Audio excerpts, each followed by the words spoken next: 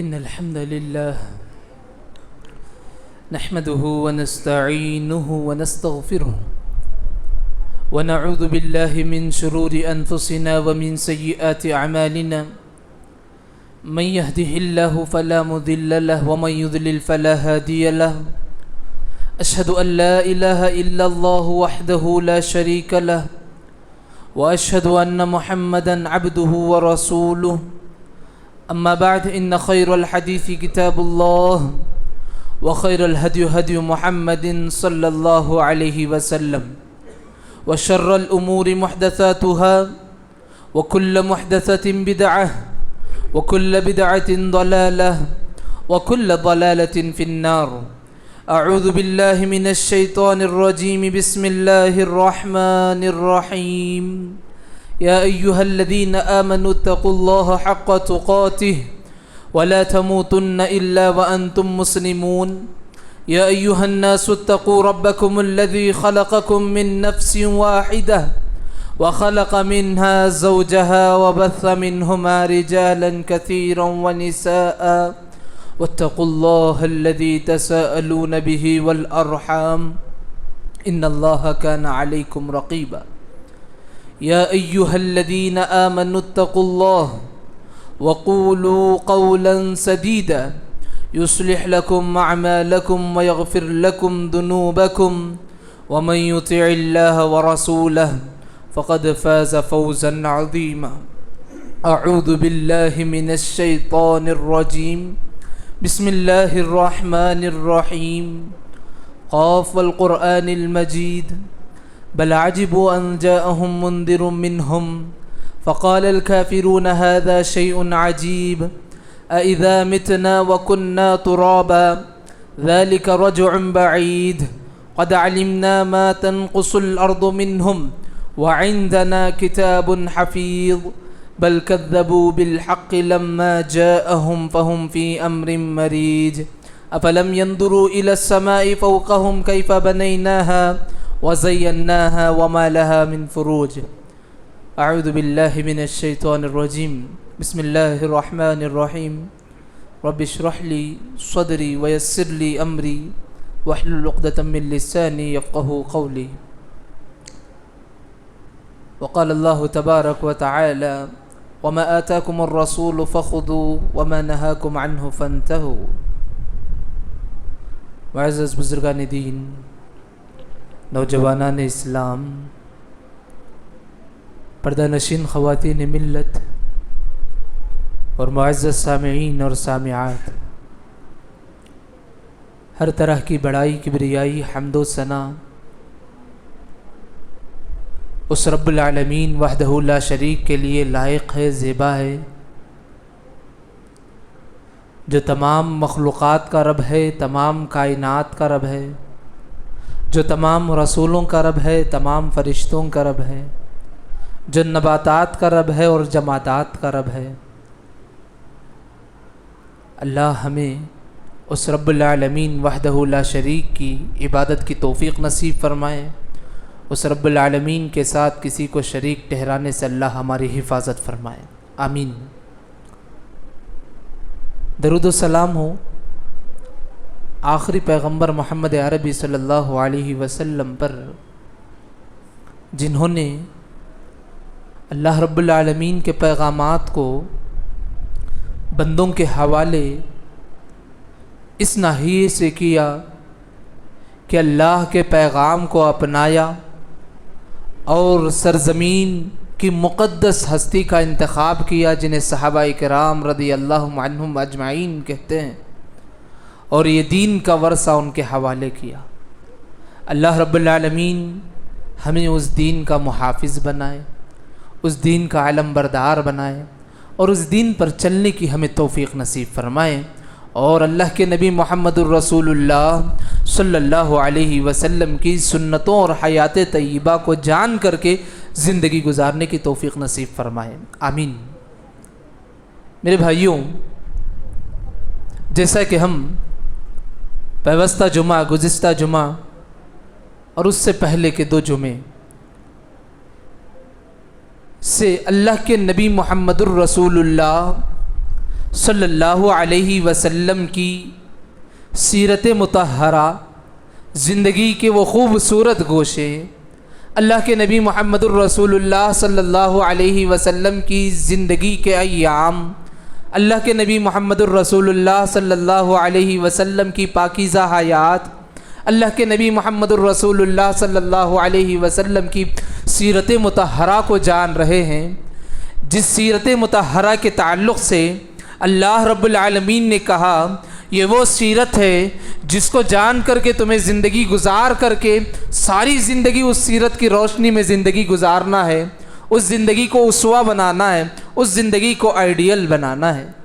تو خاندان، ولادت، پھر بچپن کے ایام سے گزرتے ہوئے اللہ کے نبی محمد الرسول اللہ صلی اللہ علیہ وسلم کی عمر 25 سال کو پہنچی تھی، جس مدت میں اللہ کے نبی صلی اللہ علیہ وسلم پورے عرب سماج میں، صرف قریش میں نہیں، مکے میں نہیں، حجاز میں نہیں، بلکہ پورے عرب سماج میں اللہ کے نبی محمد الرسول اللہ امانت داری کے ناحیے سے بڑے مشہور ہو گئے تھے، بڑے کامیاب تاجر کے لحاظ سے اللہ کے نبی جانے اور پہچانے جانے جاتے تھے۔ اور اس پر ایک اور بات، یہ کامیاب تاجر کے ساتھ ساتھ امانت دار تاجر کے لقب سے اللہ کے نبی صلی اللہ علیہ وسلم کو نوازا گیا۔ کامیاب اور امانت داری اپنی جگہ پر، اللہ کے نبی محمد الرسول اللہ صلی اللہ علیہ وسلم کو صداقت کی دلیل دیتے ہوئے عرب سماج نے اللہ کے نبی کو صادق کے لقب سے بھی نوازا تھا۔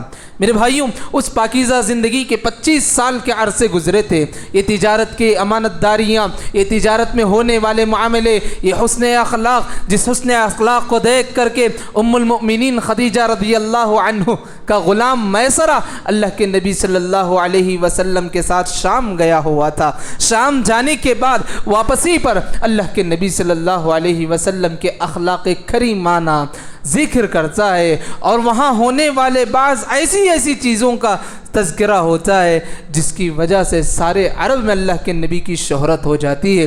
اتنا ہی نہیں، وہ خاتون جو ام المؤمنین خدیجہ بنت خویلد رضی اللہ عنہا کے نام سے بڑی مشہور ہے، ام المؤمنین کا لقب پایا تھا، یہ عرب کے رئیس گھرانوں میں ان کا شمار ہوتا ہے، عرب کے بڑے بڑے انویسٹرز میں ان کا شمار ہوتا تھا، اور عرب کے بہت بڑے بڑے سردار ان کو جو ہے رشتہ پیش کیے تھے۔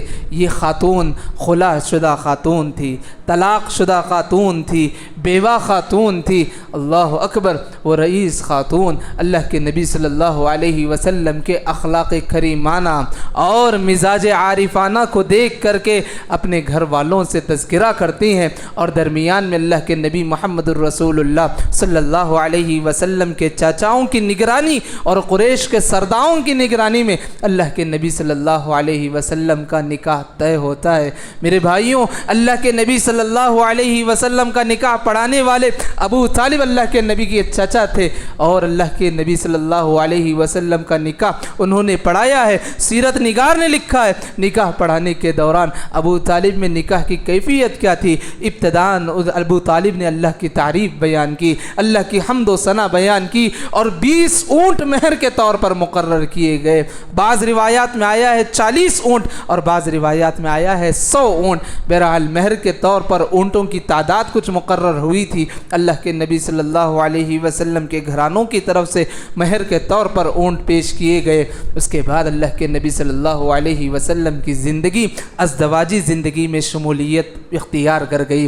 میرے بھائیوں، یاد رکھو، یہ ایسی ازدواجی زندگی ہے جو ہر مرد کے لیے اسوہ ہے اور ہر عورت کے لیے اسوہ اور نمونہ رکھتی ہے۔ اللہ کے نبی صلی اللہ علیہ وسلم کے اولاد کا تذکرہ ہوتا ہے۔ آپ کو معلوم ہونا چاہیے، اللہ کے نبی صلی اللہ علیہ وسلم کی دیگر بیویوں کے علاوہ اللہ کے نبی صلی اللہ علیہ وسلم سے جو اولاد ثابت ہے، جو اولاد اللہ کے نبی صلی اللہ علیہ وسلم سے ثابت ہے، نری نہ ہو کے مادہ، یعنی لڑکے ہو یا لڑکیاں ہو، اللہ کے نبی صلی اللہ علیہ وسلم کے اولاد کے تعلق جو ذکر ہوتا ہے وہ سارے کے سارے اولاد ام المؤمنین خدیجہ بنت خویلد سے ہوئی ہیں، سوائے ابراہیم کے جو ماریہ قبطیہ سے ہوئی تھی۔ لیکن یہ بات یاد رکھو، اللہ کے نبی نبی صلی اللہ علیہ وسلم کی زندگی میں اللہ نے انمول تحفے دیے تھے، 3 لڑکے دیے تھے، 4 لڑکیاں دی تھی۔ اللہ اکبر، اللہ کی طرف سے آزمائش دیکھیے، 3 کے 3 جو لڑکے پیدا ہوئے جیتے جی بچپن کے ایام میں ہی انتقال کر گئے۔ اللہ اکبر میرے بھائیوں، یہ بہت آزمائش والا وقت ہوتا ہے کہ اپنے جگر کے ٹکڑے کو جیتے جی اور بچپن کے ایام میں کھو دینا والدین کے لیے بہت صبر آزمودہ کام ہوتا ہے۔ اس کے علاوہ اللہ کے نبی صلی اللہ علیہ وسلم کی ازدواجی زندگی آگے بڑھتی ہے، پھر اس کے بعد سماجی زندگی کی طرف اللہ مورخین تذکرہ کرتے ہیں کہ اللہ کے نبی کی زندگی ایسے ہی گزرتی رہی۔ دیکھیے اللہ کے نبی بڑے مشہور شخصیت تھے پورے سماج میں۔ اس دور میں ایک سیلاب آیا تھا، اس وقت اللہ کے نبی صلی اللہ علیہ وسلم کی عمر 33 یا 35 کے قریب تھی۔ اللہ کے نبی صلی اللہ علیہ وسلم کہ سماج میں رہنے والے جو قریش قبائل تھے، اللہ اکبر کتنا پاکیزہ گھرانہ تھا جی۔ سیلاب آیا، اللہ کا گھر جس کو ابراہیم علیہ السلام نے تعمیر کیا تھا، دیواریں منہدم ہو گئیں، دیواریں کچھ ٹوٹ پھوٹ گئیں، دراڑ سی آ گئیں، اور تو اور جو بچی کچھ دیواریں تھیں، کسی رئیس اور سردار کو ہمت نہ ہوئی آگے بڑھ کر کے جو ہے تعمیری کام کی کارروائی کو آگے بڑھائے۔ بہرحال کچھ دنوں تک مسئلہ چلتا رہا، پھر طے ہوا کہ ایک صاحب آگے بڑھے، تیاری شروع ہو گئی، ساری پرانی دیواریں نکال کر کے نئی دیواروں کی تعمیر کا کام ہوا۔ اللہ اکبر، دیکھو اللہ کے نبی کا خاندان ہے، خاندان قریش، جس قریش خاندان نے یہ طے کیا کہ اگر اس خانہ کعبہ کی تعمیر کے لیے کوئی مددگار ہے، معاون ہے، اپنا مال دینا چاہتا ہے، وہ اپنا مال پیش کرے، لیکن شرط لگائی یہ اللہ کا گھر ہے، اس گھر کے لیے 1 روپیہ، 1 دینار، 1 درہم بھی کوئی ایسا نہ ہوگا جو حرام کی کمائی سے کھایا ہوگا، حرام سے جمایا ہوگا۔ زنا کے پیسے قبول نہیں کیے جائیں گے، سود کے پیسے قبول، اللہ اکبر، اس دور میں جی سود کے پیسے قبول نہیں ہوں گے، لوٹ کر کے لایا ہوا مال قبول نہیں کیا جائے گا، چوری کر کے لایا ہوا مال قبول نہیں کیا جائے گا، دھوکے سے لیا گیا مال قبول نہیں کیا جائے گا۔ اللہ اکبر، کیا قوانین طے ہوئے تھے جی اس وقت اللہ کے گھر کی تعمیر کے لیے۔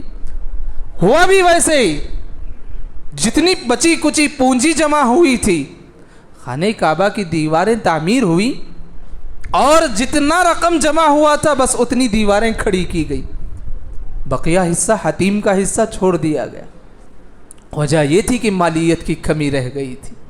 کہا گیا کہ اگر کوئی غلط مال پیش کرتا ہے تو نہیں، ہم قبول نہیں کریں گے۔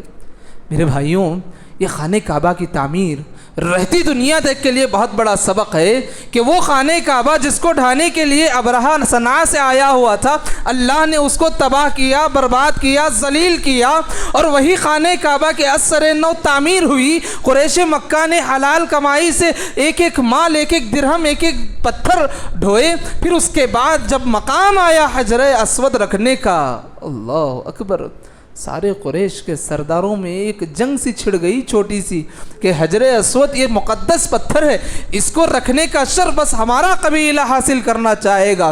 قبائلی نظام میں یہ پھوٹ پڑ گیا، ہر ایک یہ چاہ رہا تھا یہ عظمت اور حجر اسود رکھنے کا جو فیصلہ ہے، حجر اسود رکھنے کی جو عظمت ہے، حجر اسود رکھنے کا جو شرف ہے، وہ شرف مجھے حاصل ہو، میرے قبیلے کو حاصل ہو۔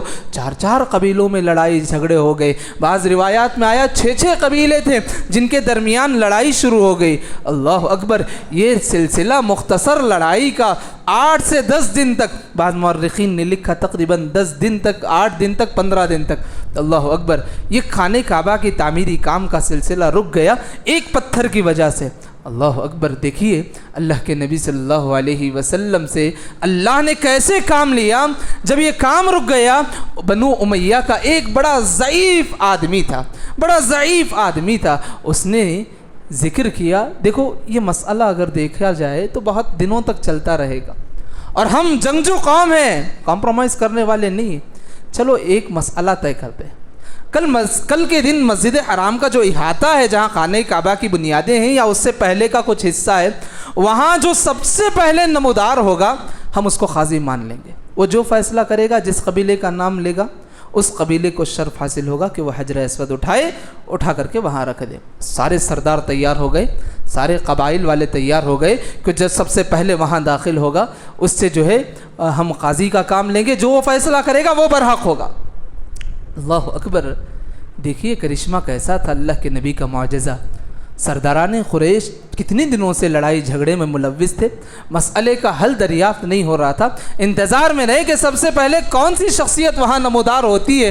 دیکھتے صبح سویرے سب سے پہلے جو شخصیت نمودار ہوتی ہے اس شخصیت کو دیکھ کر کے سارے قریش اور سارے مشرکین یہ آواز لگاتے ہیں کہ یہ تو صادق ہے، یہ تو امین ہے، اس کے فیصلے پر ہم راضی ہوتے ہیں۔ وہ تھے اللہ کے نبی محمد الرسول اللہ صلی اللہ علیہ وسلم۔ مسئلے کی نوعیت کو اللہ کے نبی باریکی سے سمجھ سکتے تھے اور قبائلی نظام کو اللہ کے نبی جانتے تھے۔ اللہ کے نبی نے کہا ایک پتھر رکھنے کا مسئلہ ہے، چلیے اس مسئلے کا حل نکالتے ہیں۔ اللہ کے نبی نے کہا ایک چادر لائیے، چادر پیش کیا گیا۔ اللہ کے نبی اس پتھر کو اٹھائے، اپنے دست مبارک سے چادر پر رکھ دیے اور قبائلین کے سردار سے کہا کہ آپ ابھی اس پتھر کو اٹھائیے۔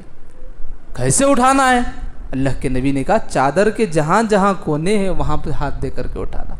سارے قبائل والے بڑے خوش ہو گئے کہ اس پتھر کو اٹھانے کا شرف، عظمت یہ ہمیں مل رہا ہے۔ سارے قبائلی سردار اللہ اکبر نعرہ تکبیر کے ساتھ اس پتھر کو اٹھاتے ہیں، لے کر جاتے ہیں، خانہ کعبہ کے قریب تک پہنچتے ہیں، اس جگہ تک قریب تک پہنچتے ہیں۔ اللہ کے نبی صلی اللہ علیہ وسلم اس پتھر کو اٹھاتے ہیں اور اس جگہ پر رکھ دیتے ہیں۔ اللہ اکبر، سارے قریش اس فیصلے سے خوش ہو جاتے کہ یہ شرف کس کو حاصل ہوا؟ جتنے ہاتھ پڑے اتنے قبیلے خوش ہو رہے کہ حجر اسود کو اٹھا کر کے رکھنے کا شرف ہمیں مل گیا ہے۔ اللہ اکبر، یہ جو عظمت، یہ جو شرف کی بات تھی اللہ نے اللہ کے نبی محمد الرسول اللہ صلی اللہ علیہ وسلم کو عطا کی۔ میرے بھائیوں، یہ اللہ کے نبی صلی اللہ علیہ وسلم کی دور اندیشی تھی نبوت سے پہلے کی۔ اتنا ہی نہیں، نبوت سے پہلے جب عرب سماج میں برائیاں حد سے تجاوز کر گئی، بازار میں دھوکہ دینا، کوئی مسافرین آتا اپنی چیز خریدنے کے بیچنے کے لیے، وہاں کے مقامی لوگ کیا کرتے؟ اس کے سرمایے کو چھین لیتے اور اس کی قیمت بھی ادا نہیں کرتے۔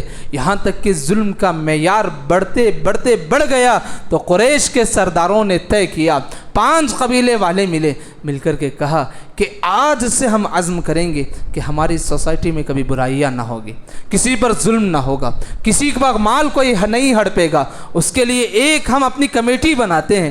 کہا گیا اس کمیٹی کا نام حلف الفضول رکھا گیا، حلف الفضول رکھا گیا۔ اور اللہ کے نبی صلی اللہ علیہ وسلم کے چچا ابو طالب نے باقاعدہ طور پر اللہ کے نبی صلی اللہ علیہ وسلم کو وہاں دعوت دی تھی اور اللہ کے نبی صلی اللہ علیہ وسلم بھی اس کمیٹی کے ایک ممبر میں شامل تھے۔ آپ کو بتا دوں، وہ عظیم کام سماج کے لیے ہونے والا، لوگوں کا حق لوگوں تک پہنچانے کے لیے، سماج سے برائی کو ختم کرنے کے لیے، ظلم کو ختم کرنے کے لیے، سماج میں ہونے والے مظلوموں کی مدد کے لیے یہ کمیٹی تیار ہوئی۔ یہ بات ہے نبوت سے پہلے کی۔ اللہ کے نبی صلی اللہ علیہ وسلم مدنی زندگی میں خواہش کرتے ہیں اگر کاش اس موقع پر مدنی حکومت تھی، مدینے میں زندگی گزار رہے تھے، اللہ کے نبی نے خواہش ظاہر کی اگر ویسی کمیٹی آج بھی بنتی ہے میں ضرور چاہوں گا کہ میں اس میں شریک ہو جاؤں۔ جبکہ اس میں شرکت کرنے والے کون تھے؟ مشرکین عرب کے سرداران سارے شریک تھے، اللہ کے نبی صلی اللہ علیہ وسلم کی شرکت اس میں تھی۔ اللہ کے نبی نے کہا اس وقت بھی اگر سماج کے لیے کوئی ایسی کمیٹی تیار ہوتی ہے میں اس کے لیے تیار ہوتا ہوں، میری آرزو ہے کہ ویسی کمیٹی تشکیل کی جائے۔ میرے بھائیوں، اللہ کے نبی صلی اللہ علیہ وسلم کی نبوت سے پہلے کی زندگی اپنے خاندان کے لیے، اپنے سماج کے لیے، اپنے سوسائٹی کے لیے، اپنے گھر والوں کے لیے، اور اتنا ہی نہیں آنے والے مسافرین کے لیے، مظلومین کے لیے۔ کوئی اگر بے بس رہتا اللہ کے نبی صلی اللہ علیہ وسلم کمانے کا ہنر تک سکھاتے تھے، کمانے کا ہنر تک سکھاتے تھے اللہ کے نبی صلی اللہ علیہ وسلم، کیونکہ اللہ کے نبی ایک کامیاب تاجر تھے۔ میرے بھائی، آپ کو معلوم ہونا چاہیے تقریباً 40 سال کی عمر کو پہنچتے یہ 40 سال کی عمر کہا جاتا ہے، علماء نے لکھا ہے جتنے انبیاء زمین پر آئے ہیں نبوت جو انہیں عطا ہوئی ہے تقریباً 40 سال کی عمر میں عطا ہوئی ہے۔ اللہ کے نبی صلی اللہ علیہ وسلم جو اس عمر کے قریب پہنچے، اللہ کے نبی کی زندگی میں ایک اور تبدیلی رونما ہو گئی، لوگوں سے ہٹ کر کے تنہا پسندی اختیار کرنے لگے، لوگوں سے ہٹ کر کے غار میں جا کر کے بیٹھنے لگے، پہاڑوں کی طرف جا کر کے سوچنے لگے کہ لوگ کس کی عبادت کرتے ہیں؟ دیکھتے ہیں ایک ایک قبیلہ ایک ایک مورتی کو ایک ایک بت کو خدا مان کر کے زندگی گزار رہے، یا آخر کس کی زندگی گزار رہے ہیں، کس کی عبادت کر رہے ہیں؟ علماء لکھتے ہیں اللہ کے نبی صلی اللہ علیہ وسلم مکے سے نکلتے ہیں، 2 میل اور 2.5 میل کے فاصلے پر ایک پہاڑ ہے، اس پہاڑ میں ایک غار ہے جس کا نام غار ہرا منقول ہے۔ اس غار میں جاتے اللہ کے نبی بیٹھ جاتے، کئی دن گزر جاتے، شروع میں تو 1 دن 2 دن بیٹھ کر کے آتے، لیکن جون نبوی زندگی 40 سال کے قریب پہنچتی، ام المؤمنین خدیجہ بنت خویلد رضی اللہ عنہا فرماتی ہیں کبھی کبھی اللہ کے نبی صلی اللہ علیہ وسلم غذا کے طور پر ستو اور پانی بھی لے کر چلے جاتے، کبھی 2 دن گزار دیتے، کبھی 3 دن گزار دیتے، کبھی 10 دن گزار دیتے، وہاں پر تنہائی کے عالم میں وقت گزارا کرتے تھے۔ اللہ اکبر میرے بھائیوں، یہ وہ ایام تھے جن دنوں میں اللہ کے نبی واقعی معنوں میں نبوت کا تاج پہنائے جانے والے تھے۔ جون 40 سال کے قریب پہنچتے گئے، ایک عجیب و غریب کیفیت اللہ کے نبی کی زندگی میں آنے لگی۔ وہ یہ کیفیت کہ رات کو اللہ کے نبی سوتے تھے، خواب دیکھتے تھے اور صبح کرتے تھے، صبح ہوتی تھی اور صبح یہ منظر دیکھتے کہ جو خواب میں اللہ کے نبی دیکھتے تھے وہی ہو بہو جو ہے اللہ کے نبی دن میں بھی دیکھا کرتے تھے۔ بڑا تعجب کرتے تھے کیا چیز میرے ساتھ ہو رہی۔ بعض چیزیں اللہ کے نبی خواب میں دیکھتے ہیں، اس کی بعض کیفیت اللہ کے نبی دن کے ایام میں وہ معاملے، وہ چیزیں، وہ لوگ، وہ باتیں، وہ ساری چیزیں اللہ کے نبی سے روبرو ہوتی تھیں۔ بڑا تعجب ہوتا تھا اللہ کے نبی کو، لیکن پھر بھی مطمئن ہو گئے، جاتے تھے غار میں، یہاں تک کہ رمضان کا مہینہ بھی آ گیا، اور ام المؤمنین کہتی ہیں رمضان کے مہینے میں تقریباً 20 دن اللہ کے نبی غار میں رہا کرتے تھے۔ کیا حالت ہوتی ہے جی، ایک آدمی تنہا اپنے آپ کو لے کر چلے جائے، تنہائی میں بیٹھے اور اس کے لیے اس کے پیدا کرنے والے کے بارے میں سوچے، مخلوقات کے بارے میں دیکھے۔ اللہ اکبر، یہ رمضان کا مہینہ تھا جس مہینے میں اللہ کے نبی صلی اللہ علیہ وسلم غار میں بیٹھا کرتے تھے، اور غار میں ہی تھے جبرائیل علیہ السلام ظاہر ہوتے ہیں، نمودار ہوتے ہیں۔ پہلے تو اللہ کے نبی خوف کھا جاتے ہیں، جبرائیل علیہ السلام کو دیکھ کر کے آتے ہیں۔ جبرائیل علیہ السلام اللہ کے نبی سے کہتے ہیں اقرا، آپ پڑھیے گا۔ میرے بھائیوں، یہ وہ وقت ہے کہ انسانیت کے لیے قیامت کی صبح تک کوئی دوسرا نبی آنے والا نہیں۔ یہ وہ پہلی وحی کی کیفیت ہے جس نبی کے بارے میں کہا گیا یہ ساری انسانیت کے لیے رہبر، ساری انسانیت کے لیے رحمت اور ساری انسانیت کے لیے ہدایت کا چشمہ پھوٹنے والا اس نبی سے ہے۔ غار ہرا میں بیٹھے جبرائیل علیہ السلام آئے، آ کر کے اللہ کے نبی سے کہا پڑھو۔ اللہ کے نبی نے کہا ما انا بقارئ، میں پڑھنا لکھنا نہیں جانتا، مجھے پڑھنا لکھنا نہیں آتا ہے۔ جبرائیل علیہ السلام اللہ کے نبی کو زور سے دبوچتے ہیں، جیسے ہمیں گلے ملتے ہیں، زور سے دبوچتے ہیں، پھر کہتے ہیں پڑھیے۔ اللہ کے نبی کہتے ہیں مجھے پڑھنا لکھنا نہیں جانتا۔ 3 مرتبہ بالکل جبرائیل علیہ السلام اسی طریقے سے کرتے ہیں۔ فوری طور پر تیسری مرتبہ اللہ کے نبی صلی اللہ علیہ وسلم کی زبانی یہ کلمے نکلتے ہیں اقرا بسم ربک الذی خلق، پڑھ اپنے رب کے نام سے جس نے تجھے پیدا کیا، جس نے تجھے پیدا کیا، الذی علم بالقلم، جس نے علم سکھایا قلم کے ذریعے۔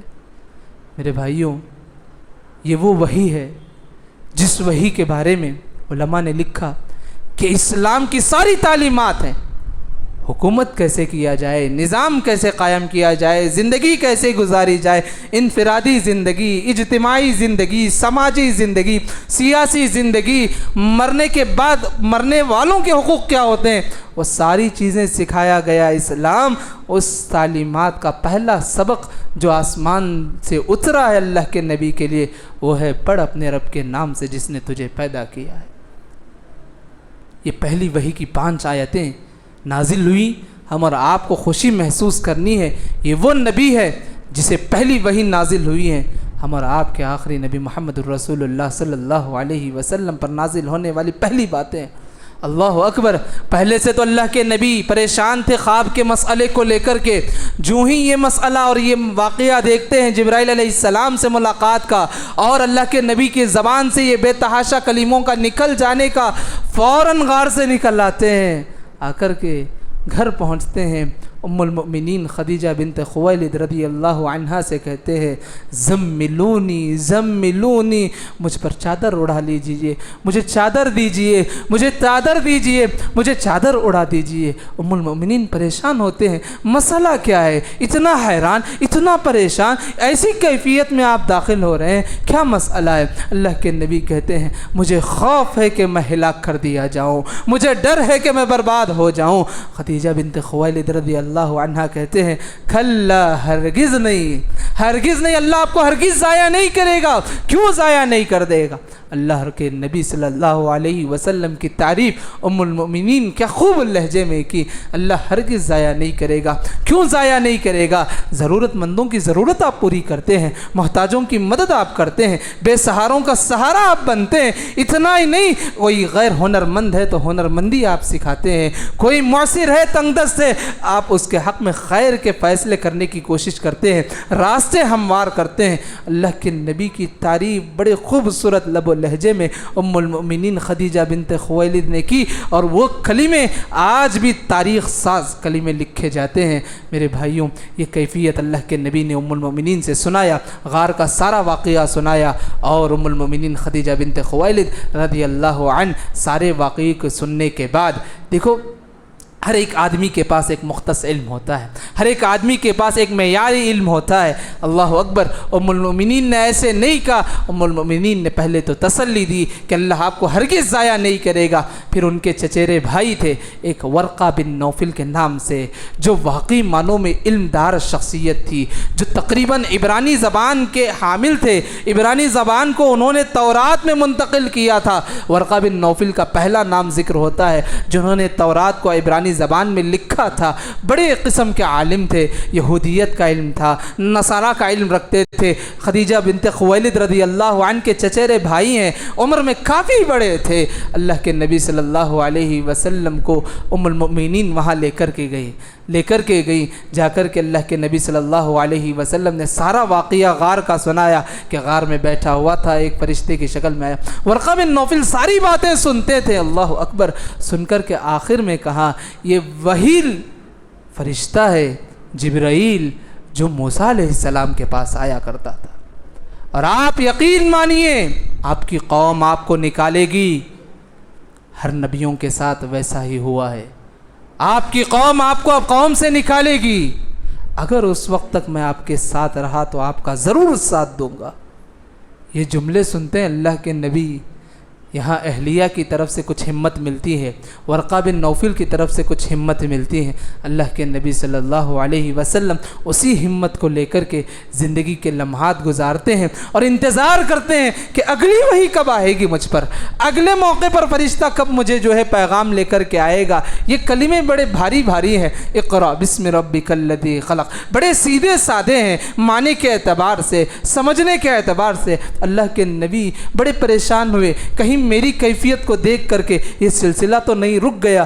علماء لکھے ہیں، مورخین لکھے کہ پہلی وحی اور دوسری وحی کے درمیان تقریباً 40 دن کا فاصلہ تھا، 40 دن کا فاصلہ تھا۔ اللہ کے نبی صلی اللہ علیہ وسلم بڑے بے چین ہوتے، کیوں وحی کا سلسلہ رک گیا ہے؟ کہیں میری بے بسی، کہیں میرے ڈر سے تو وحی کا سلسلہ نہ رک گیا۔ اللہ کے نبی صلی اللہ علیہ وسلم کو پہلے یہ خوف تھا کہ وحی مجھ پر آ رہی ہے، عجیب عجیب کیفیات ہو رہی، بعد میں یہ خوف ہونے لگا کیوں یہ سلسلہ رک گیا ہے، کہیں میرے سے کچھ کوتاہی نہ ہو گئی۔ میرے بھائیوں، پھر 40 دن کے بعد اللہ کے نبی صلی اللہ علیہ وسلم گھر میں موجود ہوتے ہیں۔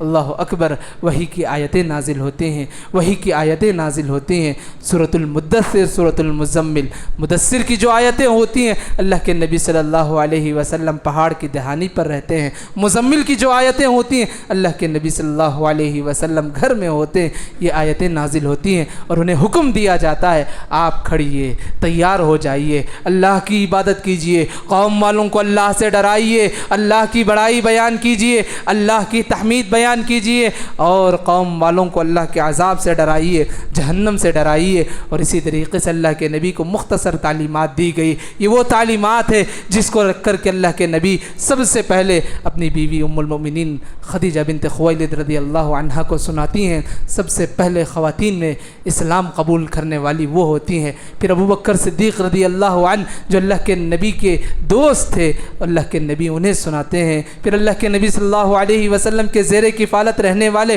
علی رضی اللہ عنہ، زید بن حارث رضی اللہ عنہ، یہ دونوں کو سکھاتے ہیں، سناتے ہیں، بتاتے ہیں. یہ دونوں اللہ کے نبی کی بات کو قبول کرتے ہیں. اور ابو بکر صدیق رضی اللہ عنہ وہ جاتے ہیں اپنے دوستوں میں، وہ دوستوں میں جا کر کے اللہ کے نبی صلی اللہ علیہ وسلم کا پیغام عام کرتے ہیں. اور عام کرنے کے بعد اللہ کے نبی صلی اللہ علیہ وسلم پر پہلے اسلام قبول کرنے والے لوگوں کی ایک چھوٹی جماعت تیار ہوتی ہے، جن کی تعداد بعض مورخین لکھتے ہیں 300 تک پہنچ جاتی ہے. خواتین ہو، چھوٹے چھوٹے بچے ہو، جوان ہو، یہ سارے نجی طور پر ایک دوسرے کے جو ہے دعوت دیتے ہیں کہ اللہ ایک ہے، اس کی عبادت کرنی چاہیے، اس کے ساتھ کسی کو شریک نہیں کرنی چاہیے. یہ بتوں کی عبادت، یہ اللہ کی عبادت نہیں ہے، یہ شرک ہے. حقیقت میں اللہ کی عبادت کرنا ہے، اللہ کی عبادت کرنا ہے، اس کے طریقے پر چلنا ہے. یہ چھوٹی چھوٹی بنیادی باتیں ہو رہی تھی. اس کے بعد مومنین کی جو پہلی عبادت قرار دی گئی 2 وقت کی نمازیں ہوتی تھیں، صبح میں اور شام میں. اور پھر یہ نمازوں کی پابندی ہوتی تھی. اس میں بھی قریش مکہ نے کیا کیا کچھ تکلیفیں ڈالی ہیں، کیا کیا کچھ باتیں سنائی ہیں، اللہ کے نبی صلی اللہ علیہ وسلم کے ساتھ کیا کچھ ہوا ہے، انشاءاللہ اگلے جمعہ اور تفصیل سے سننے کی ہم کوشش کریں گے. یہاں تک تھا اللہ کے نبی صلی اللہ علیہ وسلم کی سری دعوت کہ نبوت ملنے کے بعد آہستہ آہستہ لوگوں کو اسلام کی طرف بلاتے تھے، لوگ اسلام قبول کرتے تھے. ابھی اعلان نہیں کیا گیا، نہ لوگوں میں عام ہوا کہ یہ اللہ کے رسول ہے، اللہ کے نبی ہیں، اور اللہ کی عبادت کی توحید کے بارے میں لوگ آپس میں اپنے متعلقین میں کام کیا کرتے تھے. اور جتنے لوگ اسلام قبول کرتے تھے اتنے لوگ اسلامی تعلیمات کے پابند ہوا کرتے تھے. اللہ رب العالمین سے دعا کریں کہ رب العالمین ہمارے ایمان میں تازگی نصیب فرمائے، صحابہ کرام رضی اللہ عنہم کے ایمان کو سمجھنے کی توفیق نصیب فرمائے، ان کی قربانیوں کو جاننے کی توفیق نصیب فرمائے. جن جن کی قربانیوں سے اسلام ہم تک پہنچا ہے ان کی قربانیوں کی قدر کرنے کی ہمیں توفیق نصیب فرمائے، ان کی زندگیوں کو جاننے کی توفیق نصیب فرمائے. اللہ کے نبی محمد الرسول اللہ صلی اللہ علیہ وسلم کی پاکیزہ سیرت کو جاننے سمجھنے کی توفیق نصیب فرمائے. اللہ رب العالمین ہمیں گمراہیوں سے بچا لے، ضلالت سے بچا لے، تباہ کاریوں سے بچا لے، فتنے سے بچا لے، خرافات سے بچا لے، بدعات سے بچا لے. اللہ رب العالمین ہمارے حصے میں خیر کے فیصلے فرما، گناہ اور گمراہی سے اللہ ہماری حفاظت فرما دے. اللہ رب العالمین ہمیں جتنی زندگی دے اسلام والی زندگی دے، موت دے تو کلمے اور شہادت والی موت نصیب فرمائے. اور جب ہمارے بارے میں فیصلہ کیا جائے جنت الفردوس میں اعلیٰ مقام عطا فرمائے. آمین یا رب العالمین. بارک اللہ لنا ولکم فی القرآن العظیم ونفعناکم بالآیات والذکر الحکیم. انہ تعالی جواد کریم ملک بالرؤوف ورب حلیم.